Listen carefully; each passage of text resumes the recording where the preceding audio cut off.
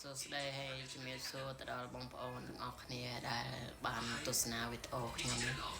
ហើយសម្រាប់ថាបើសិនជា page ហើយ Facebook បើសិនជាបងប្អូនទាំងអស់គ្នាចង់ចាប់ដើមគឺអាចលេងជាមួយខ្ញុំបានបងប្អូនមិនថា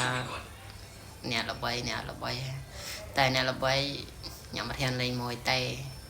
លេងមួយតែអ្នកល្បីហើយសម្រាប់ថា page បើយើងលេងបើបងប្អូនអត់តាន់បានធ្វើ CM ទេកុំដាក់ប័ណ្ណចម្រៀងបងប្អូន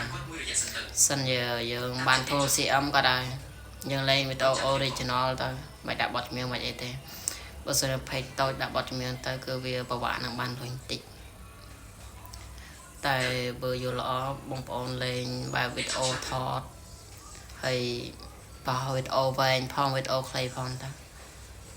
ហើយបើសិនជាមានពេលច្រើនបងប្អូនឆ្លៀត live កន្លះម៉ោង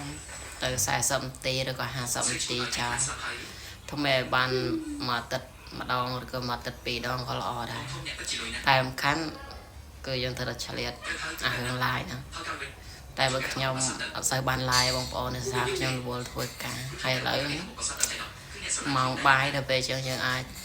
ធ្វើវីដេអូហើយធ្វើ content បង្ហោះបាន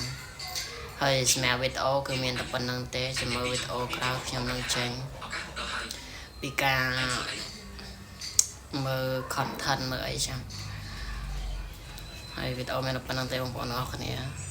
ចាំជួបគ្នានៅវីដេអូក្រោយទៀតនិយាយតាក់តិចហើយបាយបាយ